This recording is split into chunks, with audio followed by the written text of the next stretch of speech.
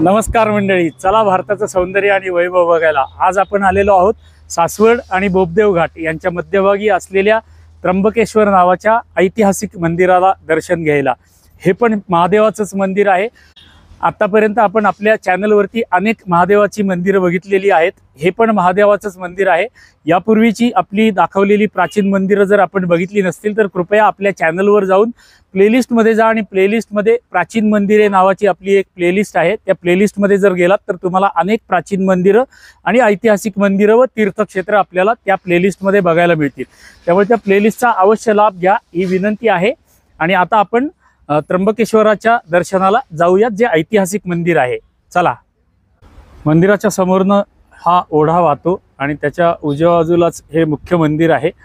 सुंदर झाडी आहे आजूबाजूला आणि भक्कम तटबंदी आपण बघू शकता। ही समोर आपल्याला दिसती ही मंदिराची भक्कम तटबंदी आहे। या मंदिराचं ऐतिहासिक महत्त्व असं आहे की पेशव्यांकडे असलेले सखाराम बापू बोकील यांनी या मंदिराची उभारणी केलेली आहे। हे सुंदर मंदिर आता बघायला आपण आतमध्ये जाणार आहोत। ह्या बाजूला आपण समोर बघू शकतो, इथे समोर एक बंधारा आहे। या ओढ्यावरती बांधलेला हा एक बंधारा आहे। म्हणजे पूर्वीच्या कालावधीमध्ये सुद्धा पाणी साठवणे, पाणी अडवणे हे प्रकार आपल्याकडे पेशव्यांच्या कालावधीमध्ये सुद्धा होते। आता हे आपल्याला पूजा थांबलेली दिसते, आतमध्ये चालली आहे। ते मुख्य प्रवेशद्वार आहे मंदिराचं। आता आपण समोरच्या बाजूनी हे प्रवेशद्वार बघूयात। आता ह्या बंधाऱ्यावरून थोडंसं पलीकडे जाऊन मी तुम्हाला समोरनं मंदिराचं प्रवेशद्वार दाखवतो आणि मग आपण आतमध्ये मंदिरामध्ये जाऊयात। आता मी बंधाऱ्याच्या पलीकडच्या बाजूला आलेलो आहे। आपण ह्या बाजूला जर बघितलं तर ह्या बाजूला सासवड गाव आहे आणि ह्या बाजूला बोपदेव घाटामध्ये रस्ता जातो। इथून पुढे गेल्यानंतर ते भाजीवाले जे आपण मागच्या व्हिडिओमध्ये बघितले होते संगमेश्वराच्या, ते भाजीवाले ह्या बाजूला बसलेले असतात आणि ह्या बाजूला उजव्या बाजूला जर गेलं तर सासवड गावाकडे आपण जातो। आता आपण बंधारा बघूयात आणि मंदिराचं प्रवेशद्वार मागच्या बाजूचं असलेलं बघूयात। आता आपल्याला हा जो समोर दिसतो आहे हा बंधारा आहे। या ओढ्यावरती असलेला बंधारा। आता उन्हाळा असल्यामुळे इथे पाणी नाहीये, पण हा बंधाराला पावसाळ्यामध्ये पाणी असतं। हा बंधारा आणि समोर असलेलं मुख्य मंदिराची तटबंदी आणि मुख्य प्रवेशद्वार या ठिकाणी आहे। आता ह्या बंधाऱ्यावरती बघितलं तर एक गोमुख केलेलं आपल्याला इथे दिसतं।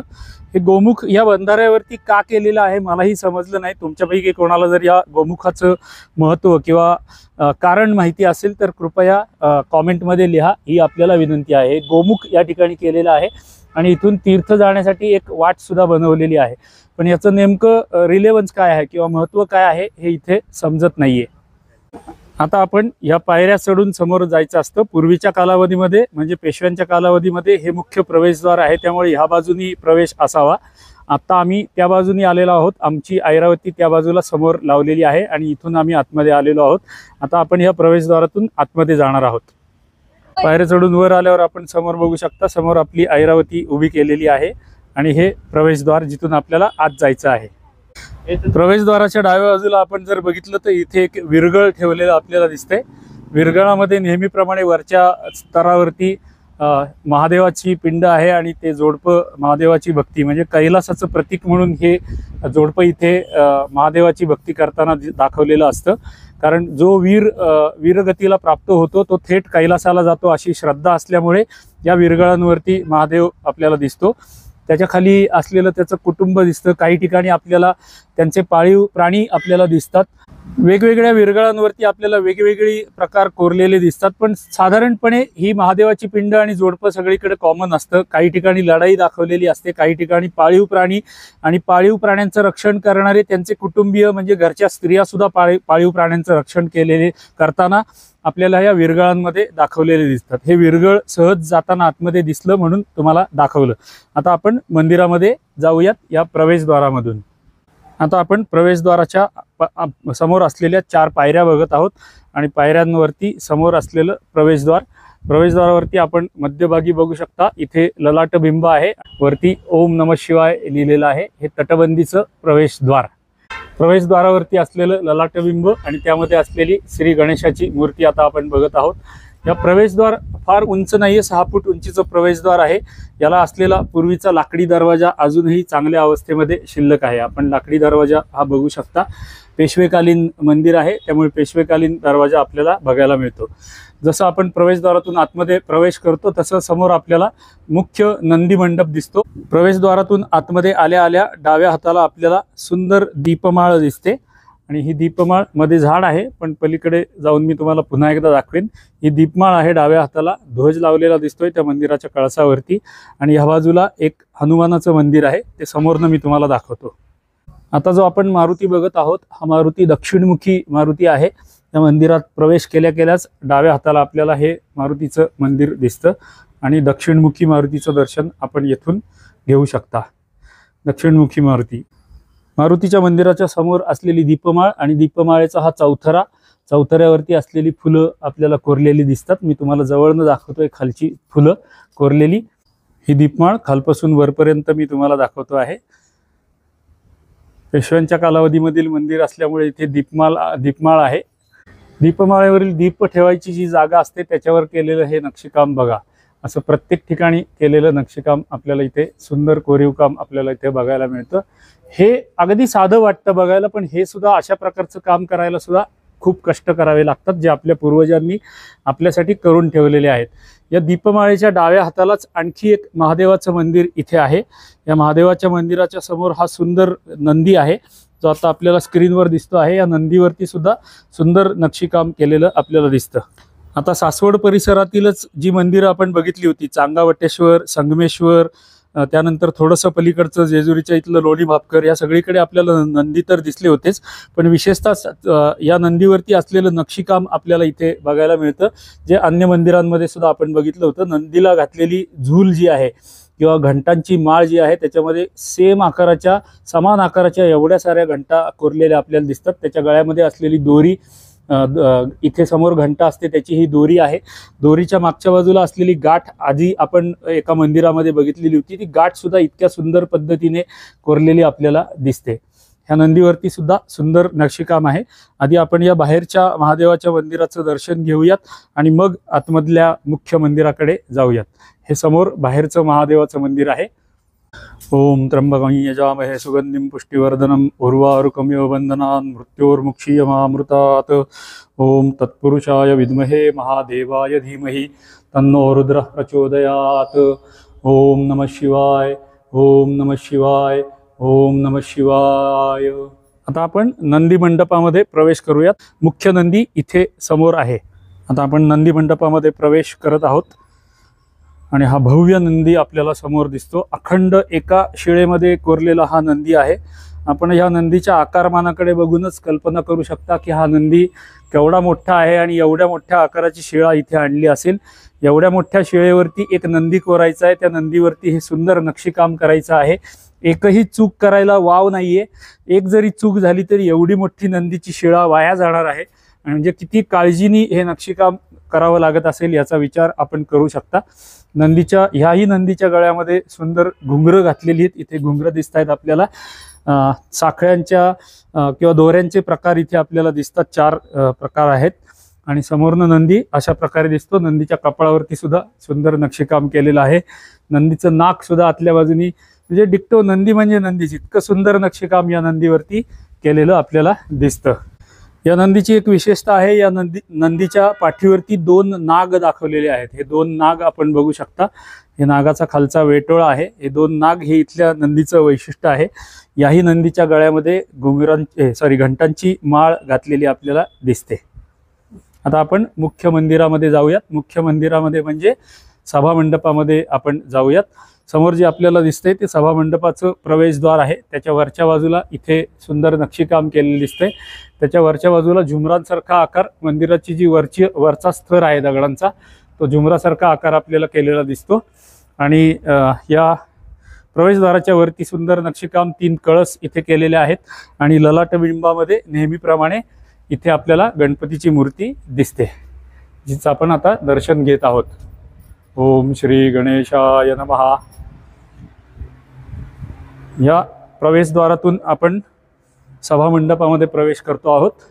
आणि आता आपण सभामंडपामध्ये आलेलो आहोत. सभामंडपामध्ये आल्या समोर आपल्याला कासव दिसतं. इथे प्रकाश कमी आहे त्यामुळे तुम्हाला फारसं स्पष्ट दिसणार नाही, पण कासव इथे दगडामध्ये कोरलेलं दिसतं. हा मंदिराचा सभामंडप आहे आणि सभामंडप पूर्णपणे दगडाने बांधलेला आहे. वरचा गोलाकार तुम्ही बघू शकता, किती गोल, एकदम परफेक्ट गोल केलेला आहे. आणि हे पेशवेकालीन मंदिर आहे. पेशव्यांच्या कालावधीमध्ये आपले पूर्वज बांधकाम क्षेत्रामध्ये एवढे प्रगत होते हे आपल्याला ह्या बांधकामाकडे बघून समजतं. मंदिरात सभामंडपामध्ये प्रवेश केल्या केल्या डाव्या बाजूला एक देवडी, उजव्या बाजूला एक देवडी, डाव्या बाजूला गणपतीचं मंदिर आहे. मी गणपती तुम्हाला जवळनं दाखवतो. ही सुंदर गणेशाची मूर्ती इथे डाव्या बाजूच्या देवडीमध्ये ठेवलेली आहे. उजव्या बाजूच्या देवडीमध्ये आपल्याला सुंदर काळ्या पाषाणामध्ये कोरलेली विष्णूची मूर्ती दिसते. शंख, चक्र, पद्म, गदा धारण केलेली मूर्ती दिसते. ह्या मूर्तीचंही दर्शन आपण घेऊन मग मुख्य मंदिराच्या गर्भगृहामध्ये जाणार आहोत. या विष्णू मूर्तीच्या वरच्या बाजूला इथे सुंदर फुलं कोरलेली आपल्याला दिसतात. सभामंडपातून थोडंसं आतमध्ये नेहमीच्या मंदिराच्या आपल्या शैलीप्रमाणे इथे सुद्धा अंतराळ आहे, मंदिराचा अंतराळ. आता आपण अंतराळामध्ये प्रवेश केलेला आहे. अंतराळामध्ये आपण वरती बघू शकता सुंदर फुलाचं नक्षीकाम केलेलं आहे. वरती डाव्या बाजूला आणि उजव्या बाजूला समोरच्या बाजूला आपल्याला कमानी बनवलेल्या दिसतात आणि वरती सुंदर असलेलं गोलाकार छत. समोर जर आपण बघितलं तर मुख्य गर्भगृहाचं प्रवेशद्वार आता आपल्याला दिसतं आहे. या गर्भगृहाच्या प्रवेशद्वारावरती सुद्धा दोन्ही बाजूला सुंदर नक्षीकाम केलेलं आहे. खालच्या बाजूला इथे आपल्याला कीर्तिमुख कोरलेली दिसतात. 2 कीर्तिमुख आहेत, एक डाव्या बाजूला एक उजव्या बाजूला. 2 कीर्तिमुख आहेत. या गर्भगृहाच्या प्रवेशद्वाराच्या बाजूला असलेल्या द्वारशाखा आता मी तुम्हाला दाखवतोय. 1, 2, 3 द्वारशाखा या ठिकाणी आहेत. या द्वारशाखेवरती सुद्धा सुंदर नक्षीकाम केलेलं आपल्याला दिसतं. हे बघा इथं किती सुंदर फूल कोरलेलं आहे आणि असंच फूल उजव्या बाजूच्या खांबावरती सुद्धा केलेलं आहे किंवा द्वारशाखेवरती केलेलं आहे. सगळ्यात आतली जी द्वारशाखा आहे त्या द्वारशाखेवरती अशा प्रकारचं नक्षीकाम तिन्ही बाजूनी केलेलं आहे. हे सुंदर नक्षीकाम तिन्ही बाजूने आहे. या द्वारशाखेच्या वरती असलेलं आणखी एक ललाटबिंब आणि गणेशाची मूर्ती हे उजव्या बाजूचं नक्षीकाम आहे आणि उजव्या बाजूच्या द्वारशाखा आता आपल्याला दिसतात. इथल्या सासवड परिसरातील मंदिरांमध्ये ही आपल्याला विशेषता दिसली होती की मंदिराच्या वरच्या जे स्तर असतात त्यांना अशा प्रकारचे झुमराचे आकार केलेले असतात. ते झुमराचे आकार इथे सुद्धा केलेले दिसतात. जे थोडासा फरक असतो आकारामध्ये आणि शेपमध्ये थोडासा फरक असतो, पण या अशा प्रकारची झुमरं आपल्याला अनेक मंदिरांमध्ये कोरलेली दिसतात. आता आम्ही गर्भगृहामध्ये जात आहोत. गर्भगृहामध्ये जाताना मला शर्ट काढून जावं लागणार आहे. पूजा आतमध्ये गेलेली आहे पण मला शर्ट काढून जावं लागणार आहे. आता मी गर्भगृहामध्ये जात आहे. मंदिराचं पावित्र्य राखण्यासाठी इथे जी पद्धत अवलंबली जाते ती पद्धत मला आवडली. मला मंदिरामध्ये म्हणजे गर्भगृहामध्ये जाताना माझा शर्ट आणि बेल्ट, चामड्याचा बेल्ट काढून ठेवण्यास सांगण्यात आला. पावित्र्य राखण्यासाठी असलेली इथली ही पद्धत मला आवडली. मी माझा शर्ट आणि बेल्ट समोर काढून ठेवलेला आहे आणि आता मी गर्भगृहामध्ये जात आहे. ओम तत्पुरुषाय विद्महे महादेवाय धीमहि तन्नो रुद्रः प्रचोदयात्. ओम त्र्यंबकं यजामहे सुगंधिं पुष्टिवर्धनम् उर्वारुकमेव बन्धनान् मृत्युर्मुक्षीयमामृतात्. ओम नमः शिवाय, ओम नमः शिवाय, ओम नमः शिवाय. हर हर महादेव शंभो. आपल्या मागच्या काही व्हिडिओमध्ये मी तुम्हाला सांगितलं होतं की बहुतेक सगळ्या महादेवाच्या किंवा अन्य मंदिरांची गर्भगृह जी असतात ती अंधारलेली असतात.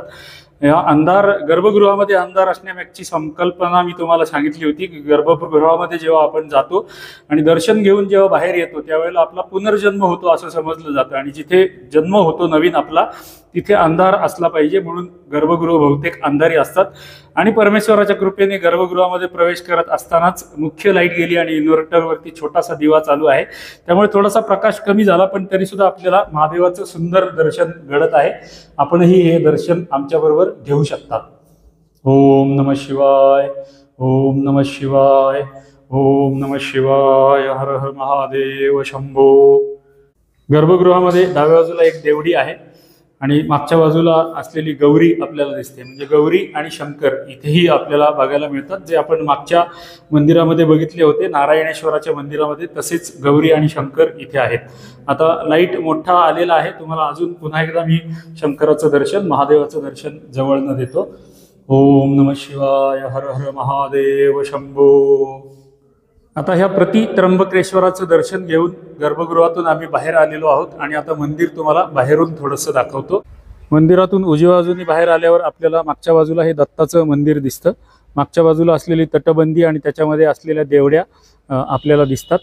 ह्या बाजूला जर बघितलं समोरच्या बाजूनी आतमध्ये आल्यानंतर उजव्या हाताला म्हणजे हे समोर तुळशी वृंदावन आहे. इकडच्या बाजूला आपण नंदी मंडप आणि दीपमाळ बघितली होती, त्याच्या ह्या बाजूला हे तुळशी वृंदावन आहे. आता आपण मंदिर बाहेरनं बघूयात. आता आम्ही मंदिरातून बाहेर पडत आहोत, सभामंडपातून बाहेर पडत आहोत। बाहेर आपल्याला या देवड्या समोर बांधलेल्या दिसतात। पूर्वीच्या कालावधीमध्ये मंदिरामध्ये जे सण वार उत्सव यज्ञ याग होत असतील त्याच्या स्वयंपाकासाठी किंवा यज्ञ यागासाठी या देवड्या बनवलेल्या असाव्यात। आता तुम्हाला दीपमाळ स्पष्ट दिसेल, कारण मगाशी जेव्हा मी शूटिंग घेतलं त्यावेळेला दोन्ही बाजूला झाडं होती। आता इथून तुम्हाला दीपमाळ स्पष्ट दिसते, संपूर्ण दीपमाळ छानपैकी दिसते। ही मंदिराची डावी बाजू आहे जे आपल्याला दिसते। समोरवरती सुंदर नक्षीकाम केलेलं आहे, असंच सगळ्या बाजूनी केलेलं आपल्याला दिसतं। म्हणजे मंदिराच्या तिन्ही बाजू जर बघितल्या तर अशा प्रकारचं नक्षीकाम आपल्याला केलेलं दिसतं। खालच्या बाजूला काही फारसं नक्षीकाम नाहीये। ह्या मंदिराचा चौथरा आहे। ह्या मंदिराच्या बांधकामामध्येही दगडांच्या मध्ये शिस किंवा चुना भरलेला दिसत नाहीये, समजत नाहीये, पण बहुतेक हे सुद्धा सॉकेट पद्धतीने बांधलेलंच मंदिर असावं। एकात एक दगड गुंतवून खालच्या दगडाला खड्डा करायचा, वरच्या दगडाला एक गोलाकार करायचा आणि तो एकमेकांमध्ये गुंतवून, त्याला सॉकेट पद्धत म्हटलं जातं, त्या पद्धतीने बांधलेलंच हे मंदिर असावं। हा मंदिराचा चौथरा आपण अनेक मंदिरांना आतापर्यंत बघितलेला आहे। या चौथऱ्याकडे बघून मला एक गोष्ट नमूद करावीशी वाटते की आपण जेव्हा संगमेश्वर मंदिर बघितलं होतं सासवड मधलं, त्या संगमेश्वर मंदिरामधल्या चौथऱ्याच्या वरच्या बाजूला खूप सुंदर नक्षीकाम होतं आणि त्या नक्षीकामामध्ये मी जेव्हा यूट्यूबवरती बघितलं तेव्हा प्री वेडिंग शूटिंग केलेले अनेक व्हिडिओ यूट्यूबवरती उपलब्ध आहेत।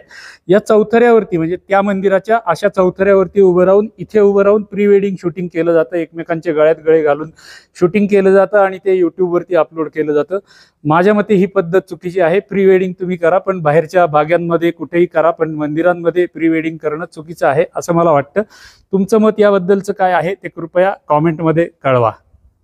आता आपण मंदिराच्या मागच्या बाजूला आलेलो आहोत। या मागच्या बाजूच्या असलेल्या देवड्या, समोर असलेलं दत्त मंदिर आणि ही मंदिराची मागची बाजू। कळस तुम्हाला दाखवतो मी आता। हा वरचा कळस आहे, अजून थोडासा ह्या बाजूनी जर बघितला तर चांगला दिसेल, तिकडून दाखवतो। मंदिराची डावी बाजू मी खालपासून वरपर्यंत आता मी तुम्हाला दाखवत आहे। ही मंदिराची खालची बाजू, म्हणजे इथे समोर मुख्य गर्भगृह आहे, इथे मध्ये अंतराळ आहे आणि तो समोरचा सभामंडप। ही मंदिराची डावी बाजू आहे आणि वरती बघितलं तर सुंदर झुमरांसारखं केलेलं नक्षीकाम आणि त्याच्यावरती असणारा भूमिज पद्धतीचा कळस, एकावर एक मजले केलेला कळस। वरती सगळ्यात वरती आपल्याला इथे आमलक दिसतो आहे। आमलकाचं महत्त्व आणि माहिती मी तुम्हाला मागच्या एका व्हिडिओमध्ये सांगितलेली आहे, म्हणून तुम्हाला सुरुवातीलाच विनंती केली होती की सगळी माहिती, मंदिरांची सगळी माहिती मी एकाच व्हिडिओमध्ये तुम्हाला सांगू शकत नाही। वेगवेगळ्या व्हिडिओमध्ये मंदिराच्या वेगवेगळ्या भागांची माहिती मी सांगितलेली आहे।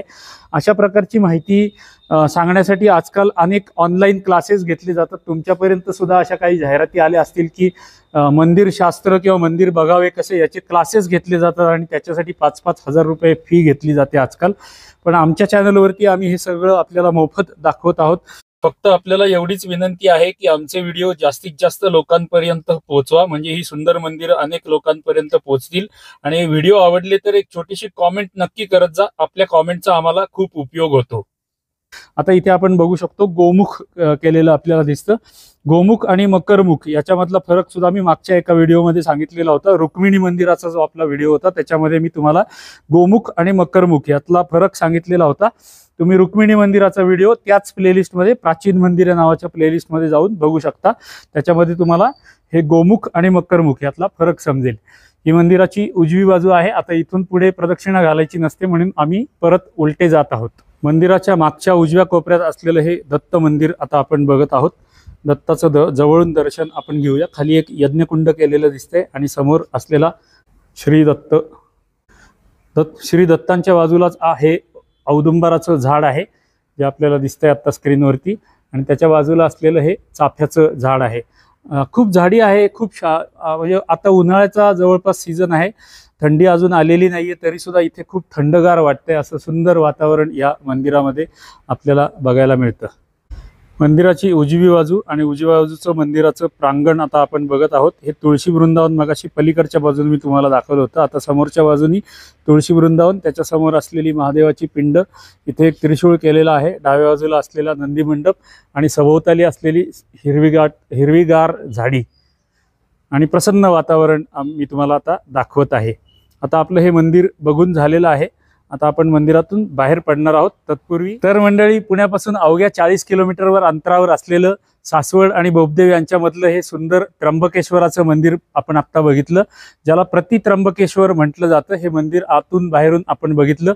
पेशवेकालीन ऐतिहासिक मंदिर आहे. आपण जर या सासवड भागामध्ये आलात तर आपण हे त्र्यंबकेश्वर मंदिर बघू शकता. सासवड परिसरामध्ये अन्य मंदिरं सुद्धा आहेत, जसं संगमेश्वर मंदिर आहे, चांगावटेश्वर मंदिर आहे. जर तुम्ही नारायणपूरला गेलात तर नारायणेश्वर मंदिर आहे. ही सगळी मंदिरं आपल्या चॅनलवरील प्लेलिस्टमध्ये बघायला मिळतील. ती प्लेलिस्टमध्ये जाऊन ही अन्य मंदिरं पण बघा. ती सुद्धा मंदिरं तुम्हाला नक्की आवडतील ही मला आशा आहे. आता आपला हा व्हिडिओ आपण समाप्त करत आहोत. तत्पूर्वी पूजा तुम्हाला एक विनंती करते आहे. आमच्या केदार पूजा प्रवास चॅनलला जर सबस्क्राईब केले नसेल तर नक्की सबस्क्राईब करा आणि कमेंट बॉक्समध्ये तुमच्या काही सजेशन्स प्रतिक्रिया असतील त्या नक्की शेअर करा आणि लाईक करा आणि सबस्क्राईब करा. धन्यवाद. धन्यवाद.